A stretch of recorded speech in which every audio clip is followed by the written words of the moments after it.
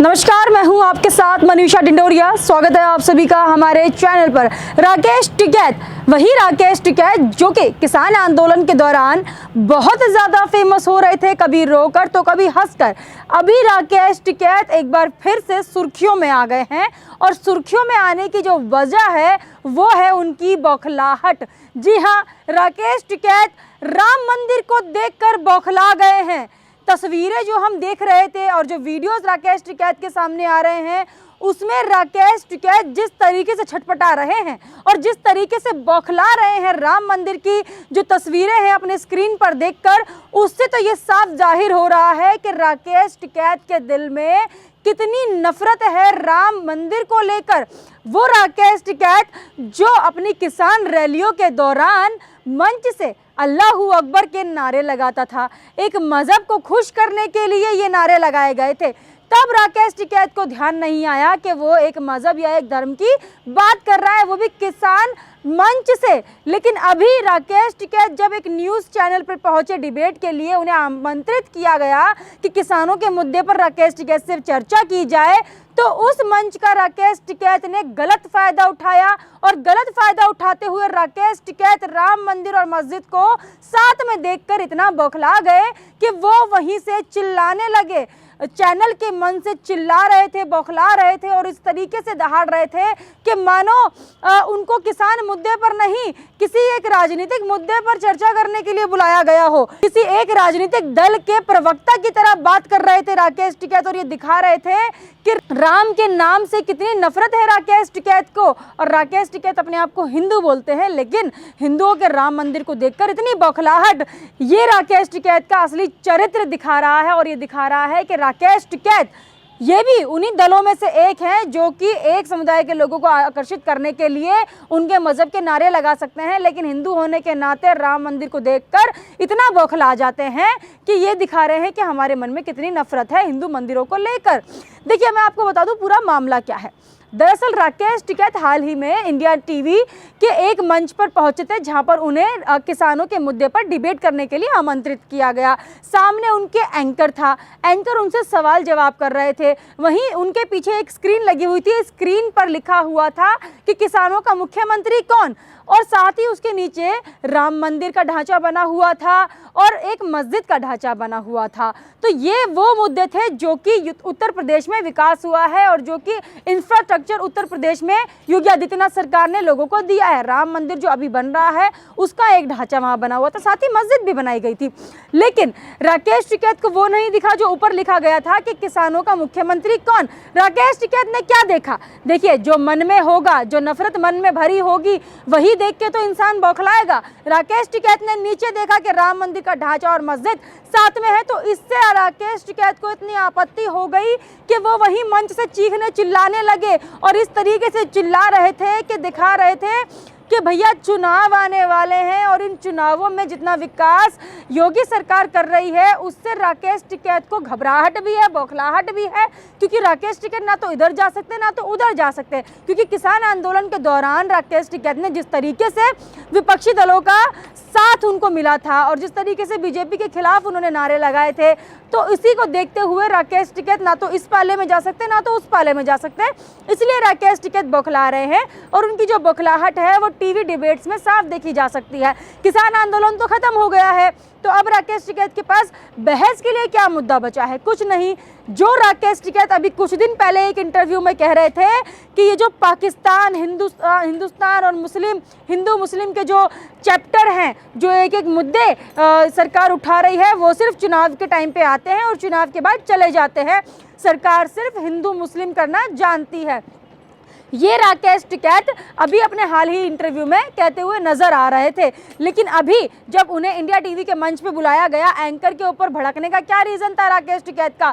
Reason ये था कि राम मंदिर और मस्जिद को साथ में क्यों दिखाया गया और राकेश टिकैत इसलिए भी बौखला रहे थे कि उनको उस मंच पे बुलाया गया है जहां पर उनसे किसानों के लिए चर्चा की जाएगी, जहां से उनसे किसानों के मुद्दे पर बात की जाएगी, जो कि राकेश टिकैत कभी करते हैं नहीं। क्योंकि जब भी किसी मुद्दे पर उनसे बात की जाती है, चाहे वो किसानों का हो या कोई भी मुद्दा हो, तो राकेश टिकैत हमेशा अपना ही एक राजनीतिक मुद्दा उठाकर ले आते हैं।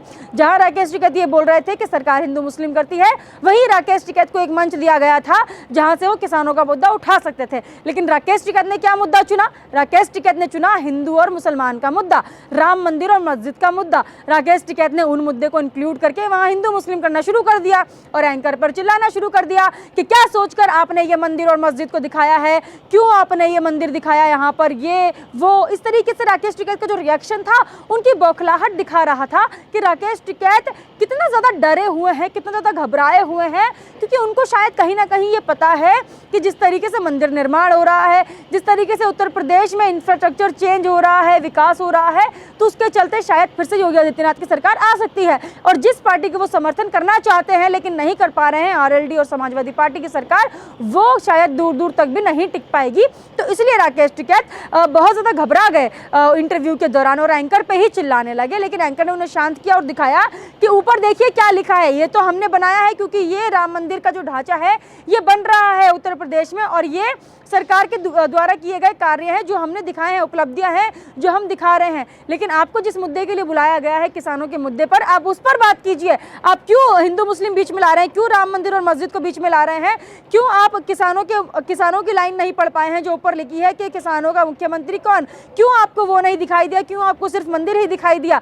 तो मंदिर दिखने का मकसद ही यही था कि मंदिर दिखते ही उनको चिढ़ हो गई, और ये चिढ़ जो है उनके मन में किसान आंदोलन के दौरान भी देखी गई थी। क्योंकि किसान आंदोलन के समय भी राकेश टिकैत एक मजहब को अपनी तरफ खींचने में लगे हुए थे, और यहाँ पर जो हिंदुओं के प्रति उनके लिए जो घृणा थी वो भी दिखा रहे थे राकेश टिकैत। तो मंदिर के लिए उनकी घृणा नजर आ गई, हिंदू के लिए उनकी घृणा नजर आ गई, लेकिन यहाँ पर मस्जिद का उन्होंने जिक्र नहीं किया, सिर्फ मंदिर मंदिर वो करते रहे। तो देखिए जिस तरीके से मंदिर मंदिर की चर्चा वो कर रहे थे और बौखला रहे थे, तो साफ पता लग रहा था कि राकेश टिकैत अब उनका जो डर है वो उभर कर बाहर निकल रहा है। क्योंकि उनका जो चेहरा किसान आंदोलन के समय छाया हुआ था मीडिया में, वो कहीं ना कहीं ठप होता नजर आ रहा है। और अब राकेश टिकैत को ऐसा मुद्दा चाहिए जिसके चलते उन्हें फिर से मीडिया में सुर्खियां मिल सके। देखिए जो पत्रकार है अशोक श्रीवास्तव, उन्होंने भी अपने सोशल मीडिया अकाउंट से एक ट्वीट किया जिसमें वो लिख रहे हैं, मेरे गेस्ट कोऑर्डिनेटर ने मुझे बताया कि राकेश टिकैत जी ने कहा कि वो सिंगल रहेंगे प्रोग्राम में, किसी और किसान नेता के साथ स्क्रीन शेयर नहीं करेंगे। तब मैंने अपने गेस्ट कोऑर्डिनेटर को कहा टिकैत जी को मेरा नमस्ते कहकर इनकार कर दो। फिर कृषि कानून विरोधी किसान नेता चौधरी साबित मलिक आए। तो देखिए जिस तरीके से उन्होंने ये बात कही है, उन्होंने कहा है कि एक प्रोग्राम में मैंने राकेश टिकैत को इनवाइट किया था, लेकिन राकेश टिकैत से उन्होंने कहा कि एक और किसान नेता के साथ आपको मंच साझा करना होगा और डिबेट करनी होगी। लेकिन राकेश टिकैत ने मना कर दिया और कहा कि सिर्फ मैं ही आना चाहता हूं, और वो नहीं आए। तो यहाँ से भी देखिए राकेश टिकैत जो है फेम सिर्फ खुद पाना चाहते हैं, किसी और किसान नेता को आगे वो आने नहीं देना चाहते हैं। आगे इन्होंने लिखा, राकेश टिकैत कई बार चुनाव लड़े, हारे, जमाना जब्त हुई, कृषि कानूनों का पहले उन्होंने समर्थन किया। जब पंजाब के किसान नेताओं के आंदोलन ने जोर पकड़ा तब वो आंदोलन में कूद पड़े। उनके अंदाज और खड़ी बोली से मीडिया ने खूब टीआरपी बटोरी और मीडिया ने रात दिन उन्हें दिखाकर हीरो बना दिया।